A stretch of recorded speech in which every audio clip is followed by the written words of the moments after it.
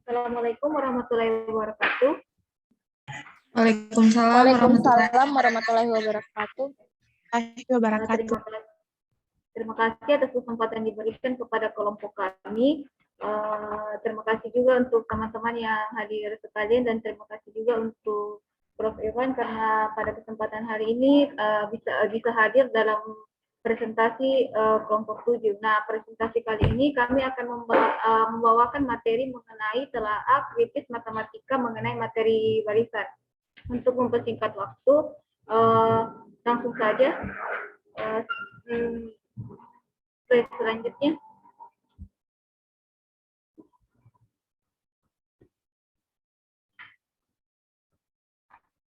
Next slide selanjutnya.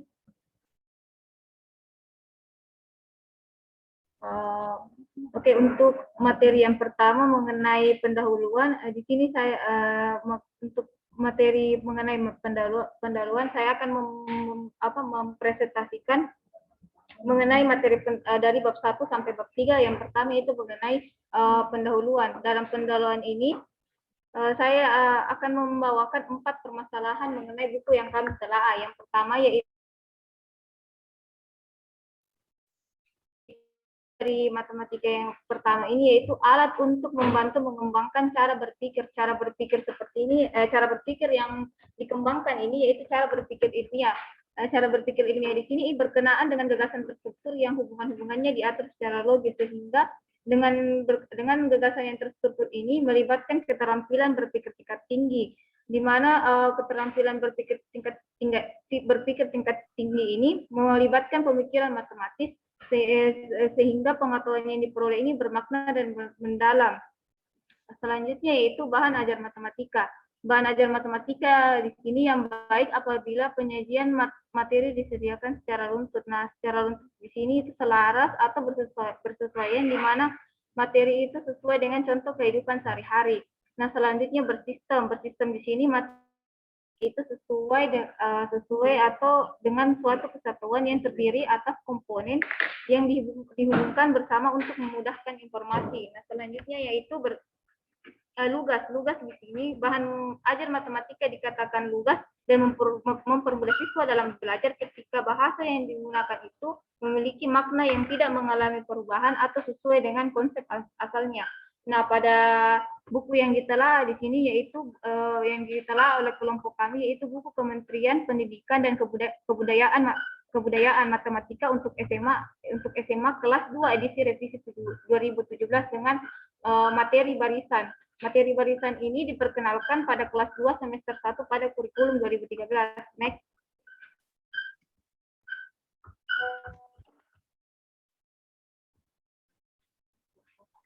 Nah, selanjutnya yaitu peta konsep materi. Nah, peta konsep adalah suatu gambar yang memaparkan struktur konsep, yaitu keterkaitan antar konsep dari suatu gambaran yang menyatakan hubungan yang bermakna antara konsep-konsep dari suatu materi pelajaran yang dihubungkan dengan suatu kata penghubung sehingga membentuk suatu proposisi. Nah, dalam peta konsep materi pada buku yang kami telah ini, ada suatu konsep yang bermakna, contohnya seperti barisan bilangan. Sebelum memasuki materi barisan bilangan, ada suatu materi prasyarat yang harus dipenuhi, yaitu fungsi. Nah, di sini terkait jelas ada hubungan yang bermakna antara konsep-konsep dari suatu materi pelajaran yang dihubungkan. Nah, selanjutnya ada juga makna di sini, yaitu bahwa dalam barisan bilangan akan dijelaskan suatu masalah otentik. Masalah otentik ini masalah otentik, sehingga dalam syarat dari barisan bilangan ini harus dipenuhi, yaitu barisan aritmatika dan barisan geometri, di mana barisan aritmatika dan barisan geometri ini memiliki unsur yaitu suku awal, rasio, dan suku Gn. Nah, selanjutnya akan dipelajari deret aritmatika dan deret geometri. Lalu jumlah n suku pertama dan jumlah n suku pertama. Dan dalam pada barisan deret aritmatika dan deret geometri ada harus materi yang dikuasai, yaitu harus mengenai dan paling penting yaitu jumlah n suku pertama. Dan di sini pada peta konsep materi sudah dijelaskan bagan-bagan yang akan dipelajari selanjutnya mengenai materi barisan pada buku yang ditelaah. Next. Next, next.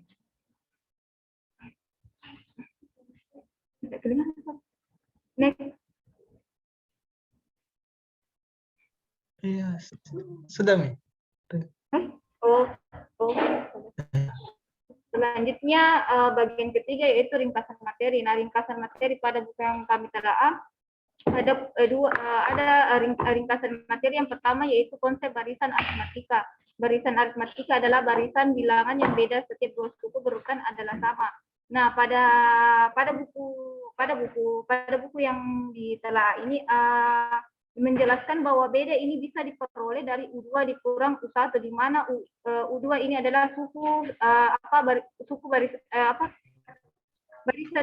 barisan yang kedua dikurang U1 sama dengan U3 dikurang U2 dan seterusnya untuk memperoleh beda dari suatu barisan. Nah, ini adalah bilangan asli sebagai nomor suku N adalah suku ke N. Nah, dari pemaparan konsep barisan aritmatika ini diperoleh rumus barisan aritmatika yaitu UN sama dengan A, di mana A ini adalah barisan suku pertama ditambah N. N ini adalah jumlah suku yang ditanyakan dikurang 1 dikali beda. Next.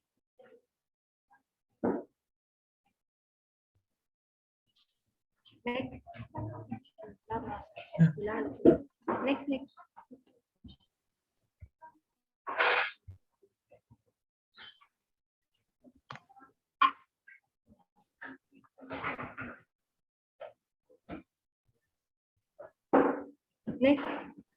Selanjutnya konsep barisan geometri. Nah, dalam buku yang kami telah ada pembahasan mengenai barisan geometri. Barisan geometri adalah barisan bilangan yang nilai pembanding rasio antara dua suku yang berurutan selalu tetap. Rasio dinotasikan R melalui nilai perbandingan dua suku berdekatan. Nilai R dinyatakan ada rumusnya di sini ketika pada konsep barisan aritmatika untuk memperoleh beda ada dua kemungkinan, suku kedua dikurang suku ke-1 atau suku kedua ditambah ditambah suku pertama. Nah, pada barisan geometri rumus rasio diperoleh ketika U2 dibagi U3 dan U2 sampai dengan UN dibagi UN kurang 1, sehingga dalam konsep barisan geometri diperoleh rumus A dikali R pangkat N dikurang 1 dengan N adalah bilangan asli. Next. Selanjutnya saya persilahkan kepada pemateri selanjutnya yaitu Yuliana untuk menjelaskan mengenai relevansi materi dengan tujuan pembelajaran matematika. Terima kasih atas kesempatan yang diberikan. Saya akan menjelaskan materi mengenai relevansi materi tujuan pembelajaran relevansi materi dengan tujuan pembelajaran matematika. Nah, sebelum memasuki bagaimana relevansi materi dengan tujuan pembelajaran matematika itu sendiri, terlebih dahulu kami memaparkan kompetensi dasar yang ada pada buku serta pengalaman belajar dan juga daftar isi di bab 5 materi barisan aritmatika dan geometri. Nah, selanjutnya, next. Lanjut.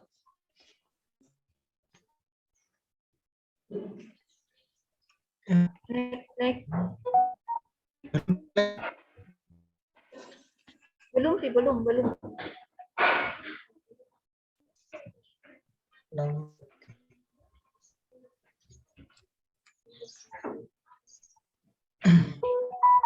Nah, yang pertama, kami mengambil tujuan pembelajaran berdasarkan kurikulum 2013 pada lampiran 3 Permendikbud nomor 59.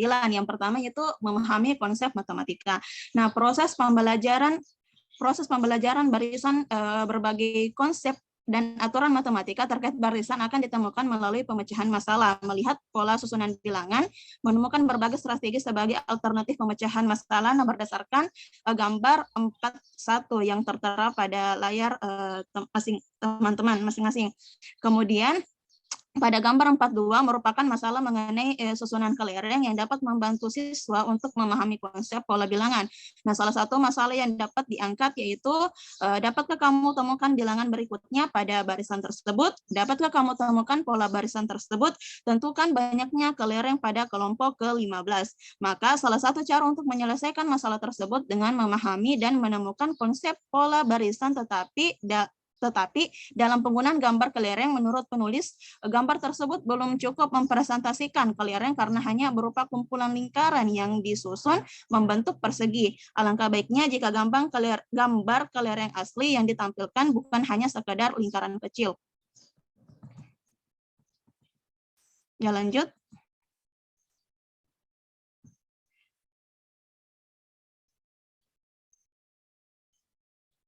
Lanjut. Lanjut, Rahmat.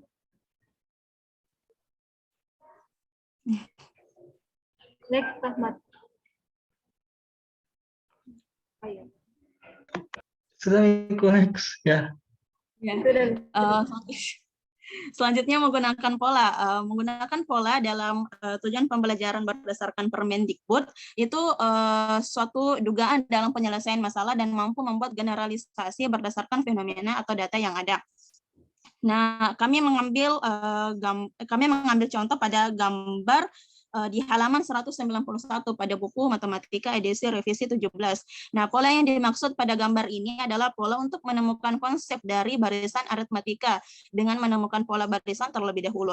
Nah, hal ini juga terlihat dari alternatif penyelesaian yang jelas terlihat pola susunan piramida kemudian disederhanakan dalam bentuk segitiga dan dikembangkan lagi ke susunan 4 segitiga sehingga membentuk barisan aritmatika tingkat 2 seperti pada gambar 4 dan gambar 45 yang tertera pada layar PowerPoint.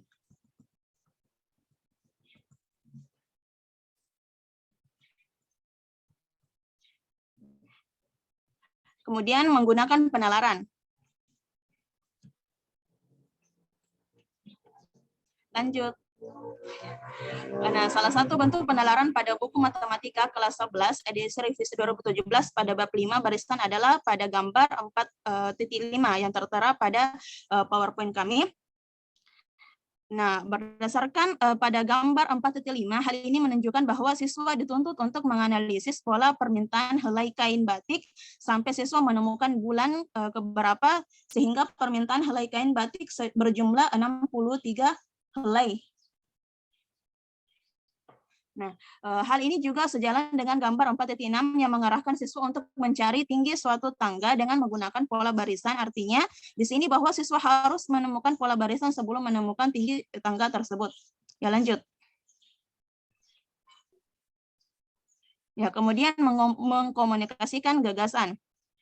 Kami mengambil contoh pada gambar 4.7.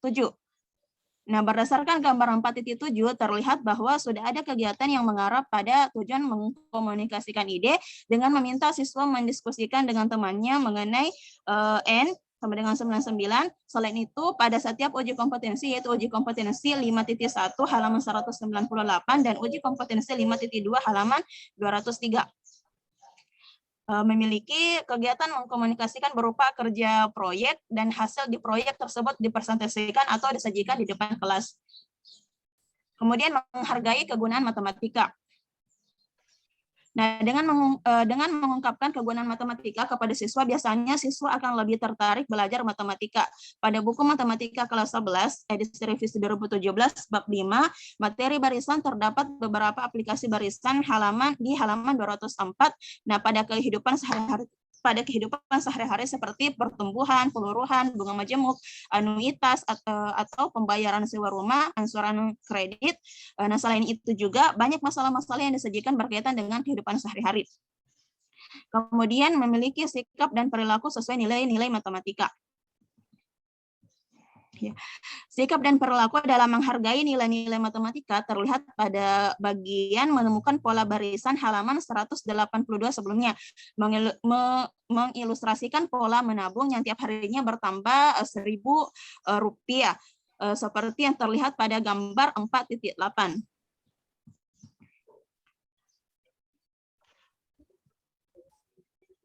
Selanjutnya itu melakukan kegiatan motorik. Dalam buku ini tidak terlihat kegiatan motorik yang berlangsung, walaupun sebenarnya ada indikasi untuk dapat memasukkan kegiatan ini berupa kegiatan percobaan sederhana yang bisa dimodifikasi dari masalah yang sudah diberikan, seperti contoh 5.8 halaman 200 sampai 201 dapat dimodifikasi dengan meminta siswa mempraktikkan kegiatan tersebut karena hanya membutuhkan alat dan bahan yang sederhana berupa kertas seperti gambar 4.10. Nah,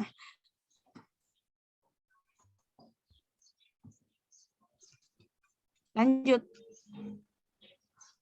Nggak terdengar di suara kok. Kemudian menggunakan alat peraga maupun teknologi. Nah, dalam materi barisan, pada buku siswa ini tidak diberikan alat peraga yang bisa digunakan dan tidak terdapat pula penggunaan teknologi yang dapat digunakan siswa dalam menyelesaikan masalah-masalah yang ada. Oleh karena itu, disarankan untuk memberikan alat peraga yang dapat digunakan dalam pembelajaran materi barisan. Dengan demikian, dari 8 tujuan yang dihubungkan dengan buku siswa materi barisan, ada 1 tujuan yang tidak terpenuhi, yaitu menggunakan alat peraga maupun teknologi. Sementara tujuan lainnya ada di dalam buku siswa, namun masih memiliki keterbatasan dan kekurangan yang telah diungkapkan sebelumnya. Kemudian esensi dan relevansi materi dengan kehidupan sehari-hari. Yang pertama yaitu ada keuntungan. Yang pertama ada pertumbuhan contohnya seorang pengusaha misalnya bisa memprediksikan skala keuntungan dan kerugian berdasarkan perkembangan usaha yang konstan dari waktu ke waktu mengikuti baris hitung. Kemudian ada peluruhan, contohnya biasa digunakan pada penelitian kimia untuk menghitung jumlah neutron yang berkembang konsisten setiap saat. Ini terdapat pada halaman 205. Lanjut. Ya, kemudian bunga majemuk dapat digunakan untuk mengetahui ketika kita menabung atau berinvestasi. Contoh ini bisa dilihat pada halaman 207 dan halaman 207 pada masalah 5.8 dan juga masalah 5.9.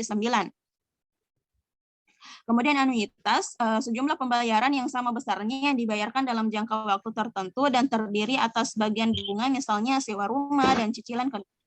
Ya. Cukup pemaparan materi dari saya. Selanjutnya saya serahkan kepada pemateri selanjutnya.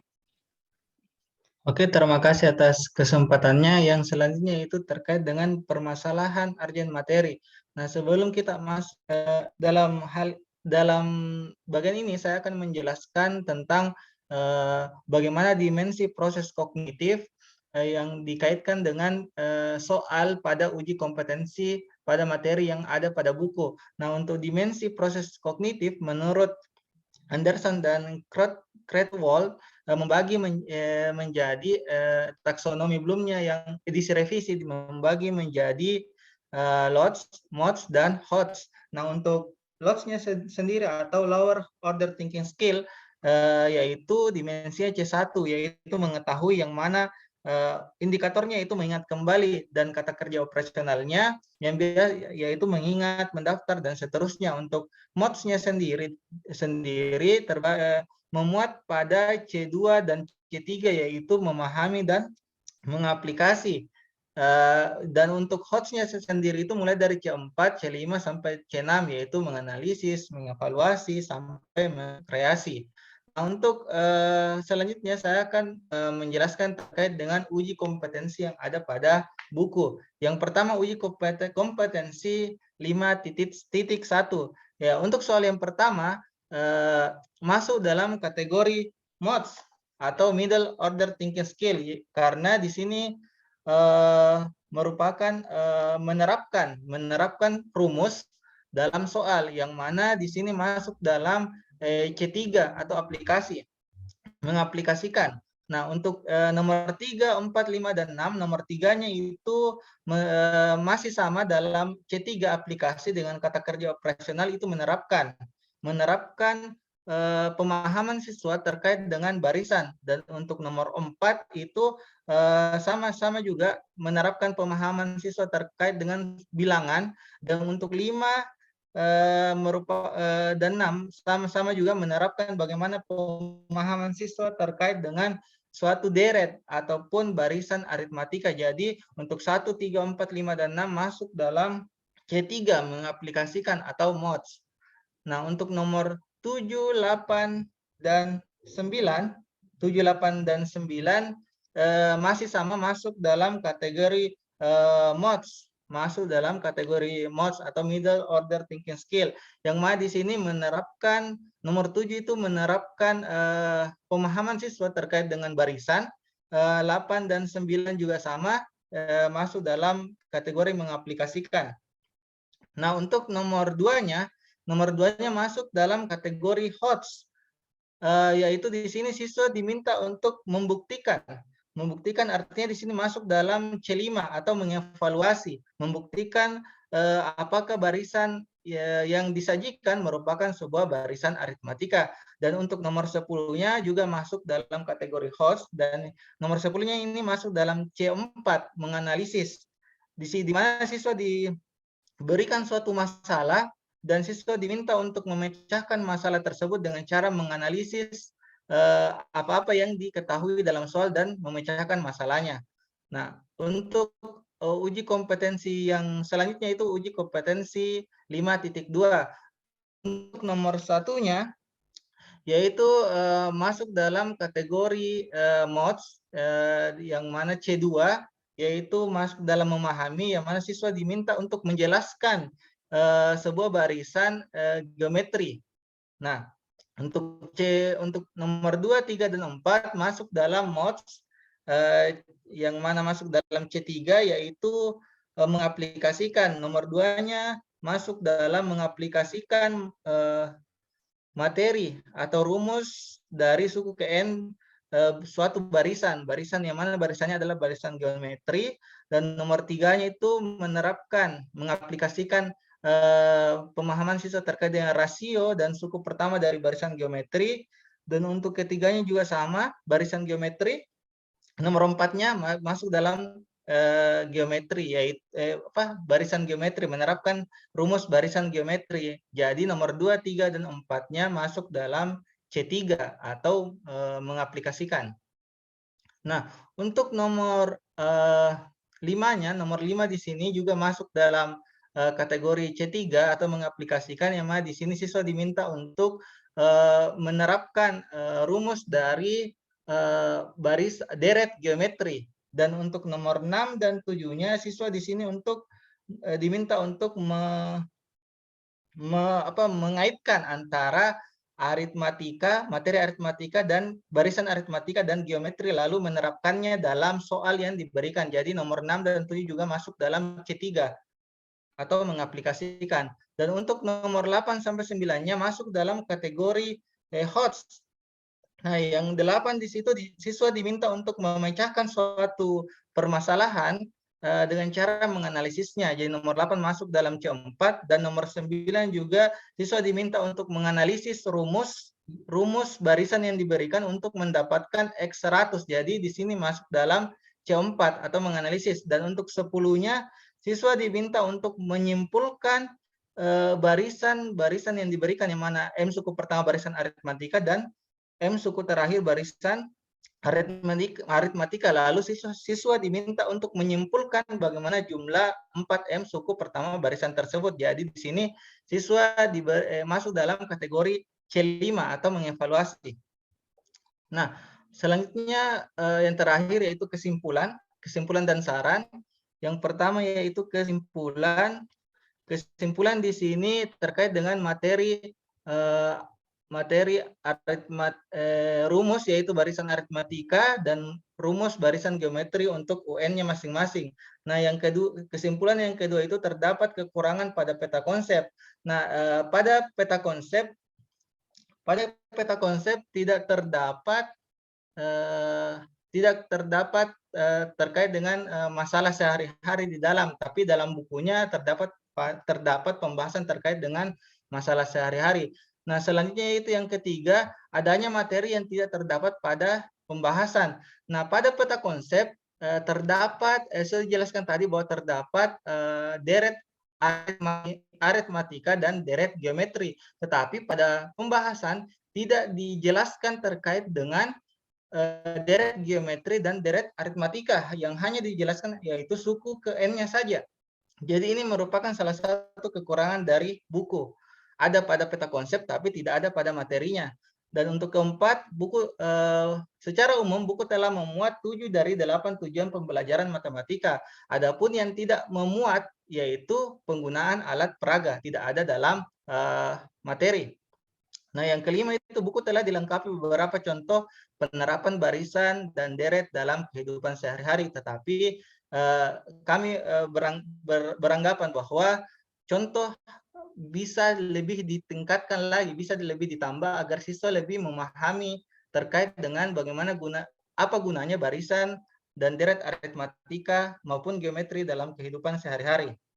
Yang keenam, soal latihan dan uji kompetensi yang diberikan masih berada pada level MODS C2 dan C3, tingkat C2 dan C3, dan level HOTS dengan tingkat C4 dan C5. Jadi masih kurang, tidak ada yang masuk dalam level LOTS yang C1. Kesimpulan yang ketujuh itu pada soal nomor 5, uji kompetensi 5.2 terdapat soal yang tidak terdapat pada pembahasan dalam materi mengenai soal tersebut. Dan untuk kesimpulan ketujuh ini, seperti tadi dijelaskan bahwa pada pembahasan tidak terdapat materi terkait dengan deret geometri, tetapi pada soal malah ditambahkan soal terkait dengan deret geometri. Jadi memungkinkan siswa untuk merasa kebingungan karena dalam materi tidak ada, tapi dalam soalnya ada. Nah, untuk yang ke-8 itu tidak terdapat rangkuman materi pada akhir pembahasan. Jadi ini juga salah satu kekurangan dari buku, karena tidak adanya rangkuman yang memuat inti materi pada pembahasan. Nah, caranya yang pertama, pada pembuatan peta konsep alangkah baiknya jika disesuaikan dengan hal-hal yang akan dibahas. Jangan ada di peta konsep tapi tidak ada di pembahasan, ataupun sebaliknya. Nah, yang kedua, pemilihan gambar pada contoh soal sebaiknya disesuaikan terlebih dahulu dengan gambar aslinya. Seperti yang dijelaskan tadi pemateri sebelumnya, bahwa gambar pada contoh soal tidak menggunakan gambar aslinya, hanya berupa lingkaran-lingkaran. Jadi alangkah lebih baiknya digunakan gambar yang sebenarnya. Nah, yang ketiga itu perlu diadakan kajian lebih lanjut untuk menganalisis tingkat kognitif soal-soal agar memuat setiap level pada soal tersebut. Mungkin sekian pembahasan dari saya kembalikan kepada moderator. Terima kasih. Sekian dari pemaparan materi dari kelompok kami. Kami akan membuka sesi tanya jawab. Sesi tanya jawab yang pertama ini kami buka untuk 3 orang penanya.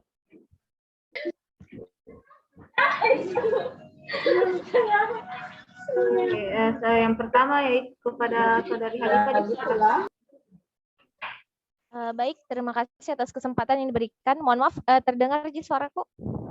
Iya, terdengar. Ya, baik, terima kasih. Nah, dalam pembelajaran barisan dan deret ini penting untuk diketahui siswa bagaimana membentuk pola atau menentukan pola dari barisan dan deret itu. Namun tidak dapat dipungkiri bahwa masih banyak siswa yang kesulitan dalam hal itu. Nah, bagaimana cara kita sebagai guru atau calon guru menghadapi hal tersebut? Mungkin terdapat metode atau model atau strategi yang dapat digunakan dalam hal ini. Baik, terima kasih. Terima kasih atas pertanyaannya. Selanjutnya saya persilahkan kepada Saudari Lamla. Terima kasih atas kesempatan yang diberikan kepada saya. Di sini membahas mengenai materi barisan. Tentu kita sepakat bahwa materi barisan ini merupakan salah satu materi penting di matematika yang perlu kita perkuat konsepnya serta pemahamannya. Mungkin salah satu manfaatnya bisa kita lihat pada saat ujian seleksi masuk perguruan tinggi negeri, misalnya SBMPTN, di mana kita bisa lihat temui atau pada soalnya itu ada beberapa redaksi soal yang merujuk ke materi barisan dan deret. Kemudian selain itu juga pada saat tes CPNS, dalam hal ini pada bagian TIU, kalau tidak salah tes intelijensi umum, Itu juga terdapat beberapa soal yang berkaitan dengan materi barisan tersebut, sehingga bisa kita mengambil kesimpulan bahwa memang materi ini sangat perlu diperkuat pada saat di sekolah dalam hal ini pada tingkatan SMA. Yang menjadi pertanyaan saya kepada kelompok pemateri, bagaimana kemudian kita sebagai guru menyampaikan kepada siswa bahwa materi barisan ini, barisan dan deret ini, yang bahasanya barisan, itu penting. Mungkin itu saja pertanyaan saya. Terima kasih. Terima kasih atas pertanyaannya. Selanjutnya kepada Saudari Sista tadi mengajukan. Baik, terima kasih atas kesempatan yang diberikan kepada saya. Jadi yang ingin saya tanyakan itu, jadi bagaimana cara guru mengaitkan materi barisan dan deret dalam kehidupan sehari-hari sehingga dapat merubah mindset siswa itu bahwa matematika itu dan tidak ada kaitannya dengan kehidupan dan termotivasi untuk mempelajari materi barisan dan deret tersebut. Terima kasih. Oke, terima kasih atas pertanyaannya. Selanjutnya saya ulangi pertanyaan dari Saudari Harifah, yaitu metode atau model apa yang digunakan dalam hal ini agar siswa mengetahui pentingnya pelajaran barisan dan deret untuk membentuk suatu pola dari barisan dan deret. Selanjutnya kepada pertanyaan dari Saudari Ramla, yaitu bagaimana menurut kelompok pemateri cara menyampaikan ke peserta didik bahwa materi barisan dan deret itu penting. Selanjutnya pertanyaan dari Saudari Nisa, yaitu bagaimana mengaitkan materi barisan dan deret dengan kehidupan sehari-hari sehingga siswa tidak merasa bahwa matematika itu tidak ada kaitannya dalam kehidupan dan siswa termotivasi untuk belajar barisan dan deret. Nah, selanjutnya saya persilahkan kepada teman kelompok saya, apakah ada yang ingin menjawab pertanyaan dari ketiga penanya? Saya dulu mungkin. Oke, saya persilahkan kepada Saudara Rahmat untuk menjawab pertanyaan dari Saudari pertanyaan yang pertama. Ya. Saudari Halifah. Ya, tadi pertanyaannya yang saya tangkap itu siswa biasa masih kesulitan untuk menemukan suatu pola pada materi barisan dan deret ini. Nah, yang ditanyakan itu apa metode atau model yang bisa digunakan. Pada saat mengajari barisan dan deret memang tidak dipungkiri bahwa terkadang siswa sangat sulit untuk menemukan pola, biar pola yang sederhana tapi agak sulit untuk menemukan pola tersebut. Nah, menurut kelompok kami, jika guru menghadapi masalah tersebut, ada baiknya yang pertama guru memberikan scaffolding. Guru membantu siswa untuk menemukan konsep. Nah, jangan langsung dikasih tahu ke siswa apa konsepnya, apa pola bilangannya, apa pola pada soal yang diberikan. Tapi guru usahakan memberikan scaffolding, membantu siswa supaya siswa menemukan polanya sendiri. Nah, terkait dengan itu, guru juga bisa menggunakan beberapa metode atau model pembelajaran yang kami rasa cukup cocok untuk barisan dan deret ini. Yang pertama yaitu yang sudah umum kita ketahui itu discovery learning. Nah, kenapa discovery learning?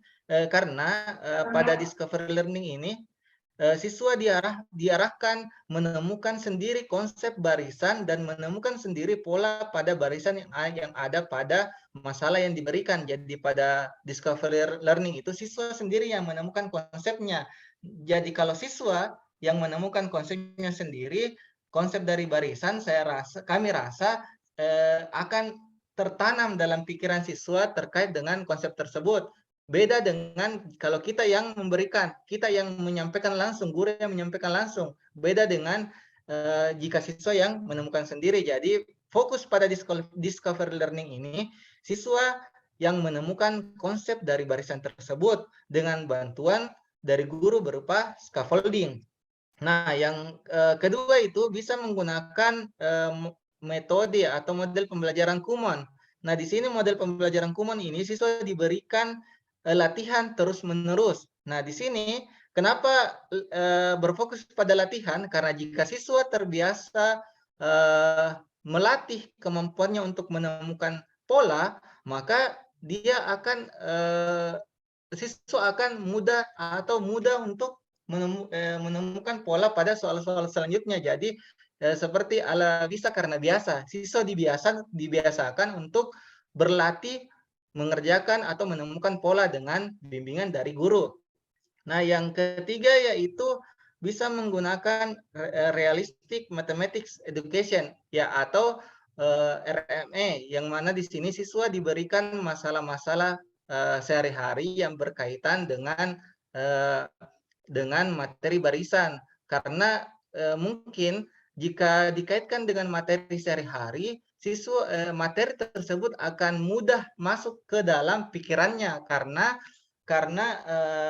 sudah biasa ditemui di dalam kehidupan sehari-hari. Jadi dengan menggunakan realistik RME ini diharapkan siswa bisa lebih mudah untuk menemukan suatu pola. Nah, mungkin itu. Jadi discover learning, Kumon, dan RME menggunakan model itu. Terima kasih. Gimana, saudari penanya? Baik, terima kasih. Sudah sangat jelas. Ada 3 saran tadi model yang bisa digunakan. Terima kasih banyak. Terima kasih. Selanjutnya saya akan menjawab pertanyaan dari saudari Ramla, yaitu mengenai bagaimana cara menyampaikan ke peserta didik bahwa materi barisan dan deret itu penting. Sebenarnya di sini pentingnya itu memang penting, tapi dalam hal ini bagaimana sebenarnya caranya agar siswa ketika merasa pentingnya itu suatu materi terkait materi barisan itu, yang pertama itu bagaimana caranya materi barisan ini bisa menyelesaikan suatu masalah atau permasalahan dalam kehidupan sehari-hari yang mereka temukan. Jadi kalau misalnya terkait materi barisan yang mungkin yang ada pada soal-soal yang terkait dengan TIU tes intelijensi umum dan tes SBMPTN, mungkin kita juga bisa menyampaikan kepada siswa sebenarnya materi barisan atau mungkin semua materi dari matematika itu sebenarnya penting karena bisa melatih kemampuan berpikir tingkat tinggi, melatih kemampuan berpikir tingkat tinggi, salah satunya itu berpikir kritis dan kreatif. Nah, tapi dalam hal ini mungkin tapi yang paling penting di sini dalam mengajarkan materi pentingnya bagaimana materi barisan dan deret itu penting, mungkin kita sebagai seorang guru membawakanlah materi tersebut bahwa bagaimana materi barisan itu bisa mengatasi suatu permasalahan atau solusi yang ada pada kehidupan sehari-harinya dengan membawakan suatu model atau pendekatan yang bisa mengaitkan, yang bisa memotivasi agar kemampuan yang dimiliki peserta didik ini bisa menyelesaikan suatu konsep dan menerapkannya dalam dunia nyata. Mungkin itu saja. Saya persilakan kepada saya kembalikan kepada saudara Ramla, atau mungkin ada teman kelompok saya yang ingin menambahkan.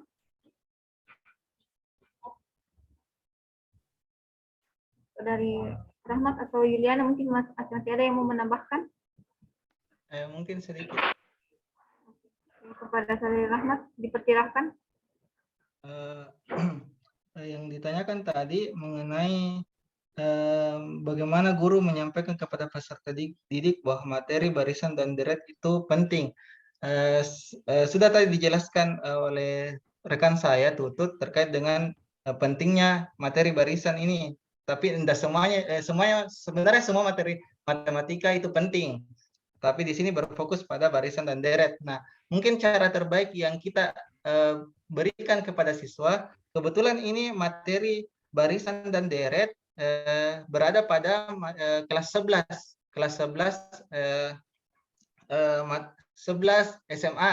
Nah, cara mengajarkannya baiknya guru menyampaikan kepada siswa bahwa 2 tahun dari sekarang, kan kelas 11-nya diajar, 2 tahun dari sekarang mereka akan lanjut ke perguruan tinggi. Kebanyakan dari mereka mungkin akan lanjut ke perguruan tinggi, dan cara masuknya ke perguruan tinggi salah satunya yaitu dengan tes.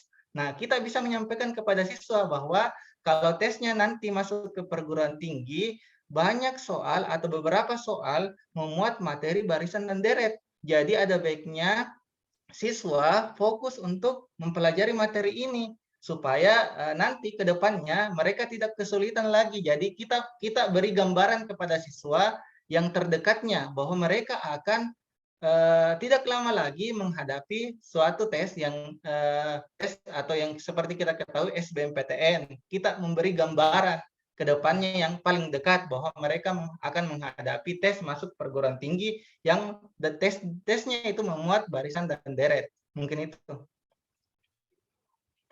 Terima kasih kepada Saudari Rahmat. Bagaimana dengan penanya? Saudari Rahmat, apakah sudah bisa menerima jawaban dari kelompok kami? Baik, terima kasih banyak atas jawabannya. Dari beberapa opsi jawaban tadi sudah sangat jelas. Terima kasih. Terima kasih. Selanjutnya pertanyaan dari Saudari Miftah. Bagaimana? Jadi langsung saja. Ya, jadi langsung saja saya akan menjawab pertanyaan dari Saudari Miftah. Pertanyaannya yaitu bagaimana mengaitkan materi barisan dan deret dengan kehidupan sehari-hari sehingga siswa tidak merasa bahwa matematika ini tidak ada kaitannya dalam kehidupan dan siswa termotivasi untuk belajar barisan dan deret. Kalau dari kami sih bagaimana mengaitkan materi barisan dan deret dengan kehidupan sehari-hari itu dengan menerapkan tujuan pembelajaran yang berdasarkan Permendikbud yang seperti menemukan pola, kemudian yang pertama menggunakan pola, kemudian memahami konsep matematika, nah di mana dari 8 tujuan pembelajaran yang berdasarkan Permendikbud nomor 59 yaitu semuanya dikaitkan dengan contoh atau permasalahan kehidupan sehari-hari.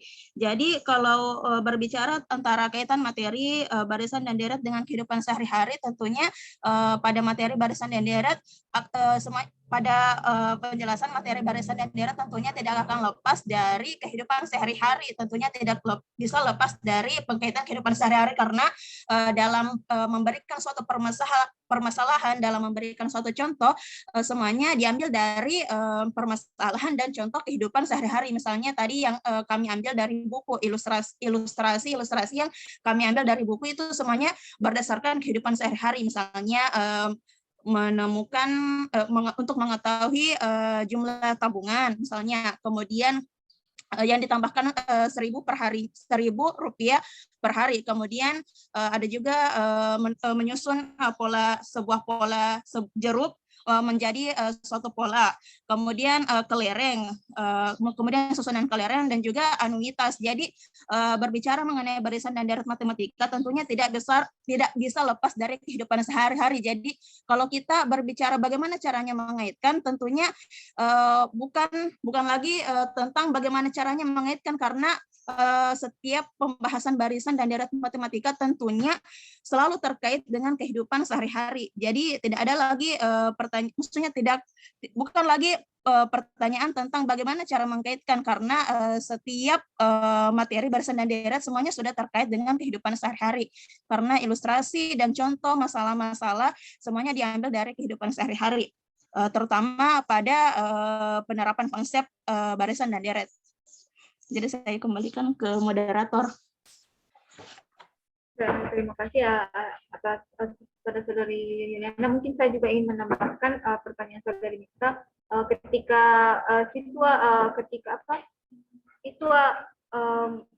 bagaimana caranya agar siswa itu termotivasi untuk belajar barisan dan deret? Sebenarnya kita harus mengetahui model apa yang cocok dengan lingkungan kelas tersebut. Nah, salah satu mungkin model pembelajaran yang paling umum yaitu model pembelajaran kontekstual. Dia salah satunya model pembelajaran kontekstual yaitu teaching and learning. Mungkin itu juga salah satu model pembelajaran yang mungkin ditawarkan untuk kelompok untuk kelompok kami, di mana model pembelajaran kontekstual teaching and learning ini bisa membantu potensi kemampuan yang dimiliki oleh seorang siswa agar ia mampu mempelajari yang tadi yang seperti yang saya jelaskan, bagaimana caranya ia mempelajari konsep sekaligus menerapkan dengan dunia nyata kemampuan analisa yang ia miliki. Mungkin sekian dari jawaban dari saya. Mungkin Saudari Rahmat juga ada yang menambahkan? Oke, kalau tidak ada, bagaimana? Bagaimana dengan Saudari penanya, Saudari Mista? Baik, terima kasih atas jawabannya. Saya rasa sudah cukup jelas. Terima kasih. Selanjutnya, kami akan membuka sesi kedua. Kami persilahkan kepada masing-masing yang ingin bertanya.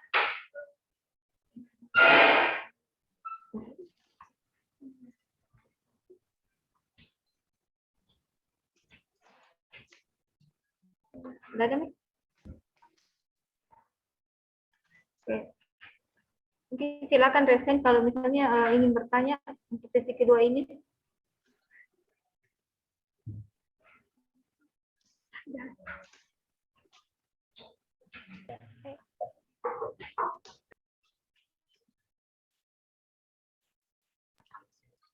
Oke, saya persilakan kepada Saudari Yasmiati.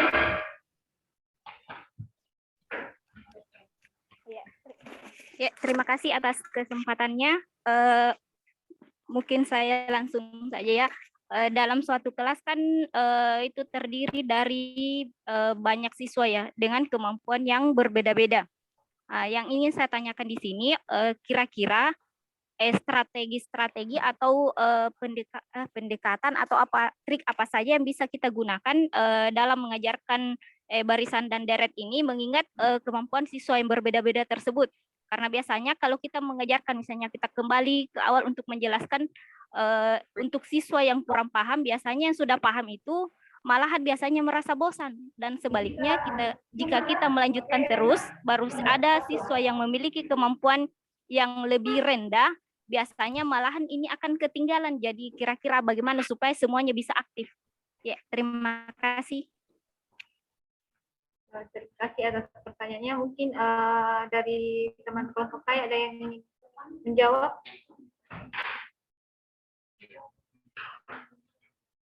Oke, kalau tidak ada, mungkin saya akan menjawab pertanyaan dari Saudari Hasniati. Bagaimana menurut pemateri strategi atau tips-tips apa saja yang bisa digunakan dalam mengajarkan materi barisan dan deret, begitu agar semua siswa bisa aktif mengingat kemampuan siswa yang berbeda-beda. Mungkin salah satu ketika kita berbicara tentang bagaimana caranya siswa aktif itu identik dengan metode. Nah, metode yang bisa digunakan yaitu metode tim quiz, di mana cara-cara metode tim quiz ini, di mana masing-masing kelompok memberikan pertanyaan ke kelompok lain untuk dijawab.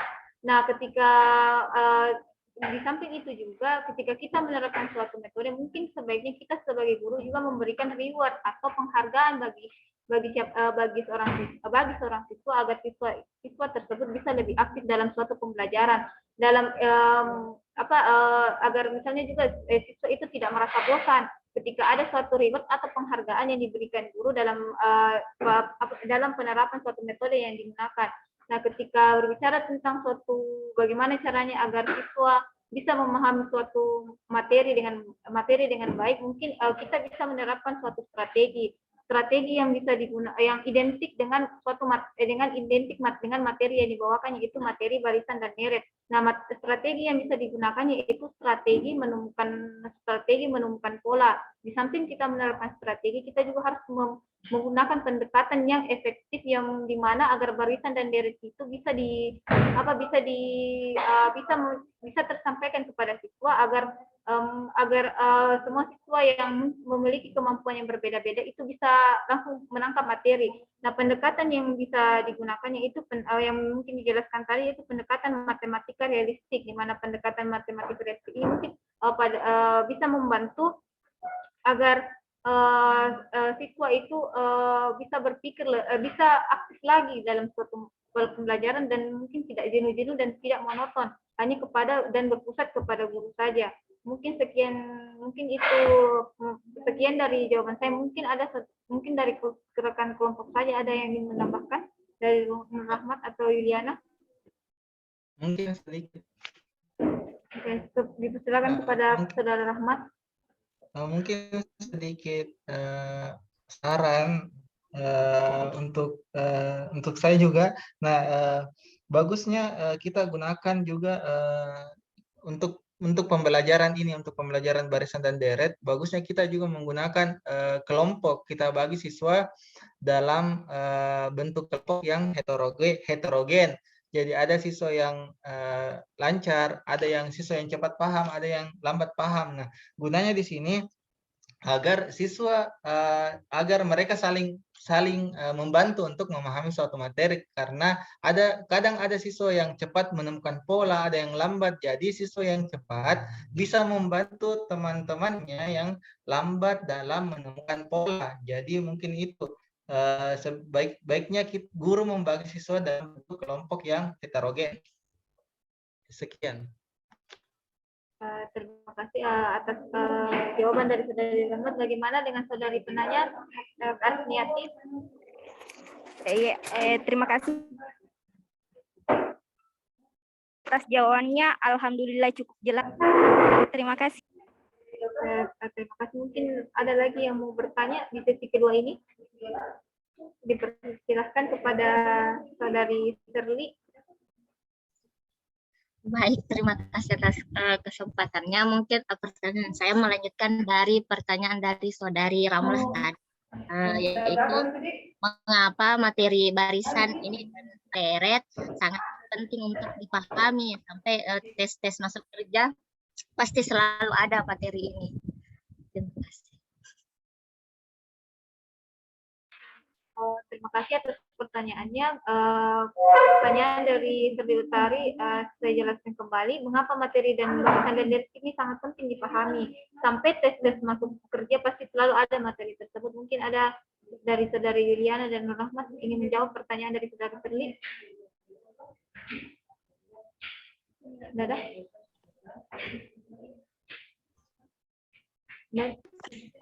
Ada? Yuliana? Ya, saya coba menjawab. Ya. Saya ingin mencoba menjawab pertanyaan. Saya ingin mencoba menjawab pertanyaan dari Saudari Serli, di mana pertanyaannya yaitu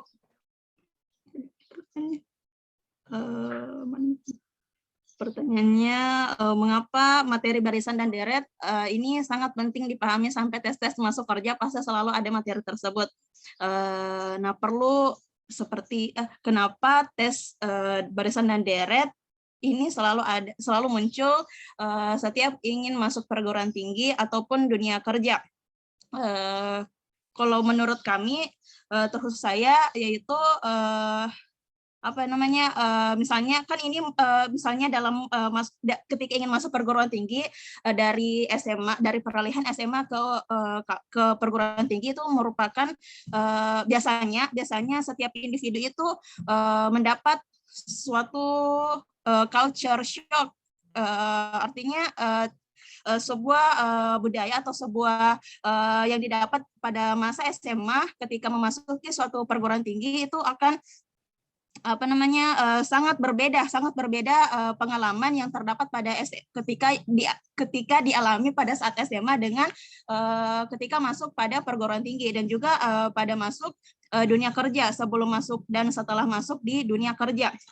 Nah, kemudian barisan dan deret aritmatik ini juga merupakan salah satu tes psikotes, namanya tes psikotes, di mana barisan dan deret aritmatik ini juga merupakan bagian dari salah satu tes intelligence dalam tes psikotes. Nah, salah satu tujuan atau salah satu fungsi dari tes intelligence itu sendiri itu untuk mengetahui menentukan kekuatan dan kelemahan psikologis dalam diri seseorang dengan lebih komprehensif, sehingga yang memberikan tes tersebut bisa mengetahui bagaimana tingkat psikologis dari orang yang melakukan tes tersebut, dan juga bagaimana tingkat kemampuan intelligence dari seseorang yang melakukan tersebut, dan juga barisan dan deret aritmatika ini juga berfungsi untuk mengetahui bagaimana kemampuan menganalisis seseorang. Jadi ketika seseorang tersebut masuk di dunia pekerjaan, tentunya tentunya dengan cara melakukan ujian tes barisan dan deret, tentunya si pemberi tes ini akan mengetahui bagaimana tingkat menganalisis suatu permasalahan yang dilakukan oleh setiap individu yang melakukan tes ini, sehingga dari kemampuan tersebut bisa diketahui, jadi individu ini misalnya si A tingkat menganalisis suatu masalahnya setingkat berada di level ini dari hasil tes barisan dan deret aritmatika. Jadi kalau dari saya, fungsi dari barisan dan deret aritmatika untuk setiap tes untuk masuk dunia kerja, untuk masuk di perguruan tinggi, untuk mendaftar TNI Polri, itu barisan dan deret aritmatika itu sangat penting karena dari situnya, dari tingkat kemampuan menganalisisnya, dari tingkat kemampuan intelijensinya, dari bagaimana kemampuannya untuk menghadapi culture shock yang dihadapi dari pengalaman-pengalaman sebelumnya atau dari pengalaman-pengalaman yang akan yang belum pernah didapat. Jadi dia bisa menghandle ketika dihadapkan suatu permasalahan-permasalahan seperti di dunia kerja maupun pada saat mereka berada di perguruan tinggi. Seperti itu. Mungkin juga saya agak sedikit menambahkan mengenai materi barisan dan deret. Kenapa sampai tes masuk kerja itu selalu ada materi tersebut? Betul tadi yang dikatakan Saudari Yuliana bahwa sebenarnya tes materi barisan dan deret itu digunakan untuk mengukur kemampuan analisa seseorang dalam memecahkan suatu masalah. Kenapa juga tes sebenarnya banyak tes alat ukur tes psikotes itu banyak. Tapi kenapa menggunakan materi barisan dan deret? Karena biasanya tidak membutuhkan banyak waktu. Dan materi barisan dan deret ini adalah materi yang dimana kita bisa mengukur kemampuan analisa seseorang. Misalnya kayak juga seorang siswa dapat misalnya kayak begini. Juga ketika kita seorang guru mengukur apakah sejauh mana siswa tersebut menguasai materi, kita berikan alat ukur tes. Begitu juga dengan tes menggunakan materi barisan dan deret untuk mengukur pada saat tes masuk kerja, kita menggunakan alat ukur tes yang diberikan kepada mungkin kepada pegawai, bagaimana kemampuan analisa tersebut dalam memecahkan suatu masalah. Mungkin sekian tambahan dari saya. Saya persilakan kepada Saudari penanya, Serli Utari, bagaimana? Saya rasa sudah sangat jelas. Terima kasih. Terima kasih atas pertanyaannya. Mungkin masih ada yang ingin ditanyakan?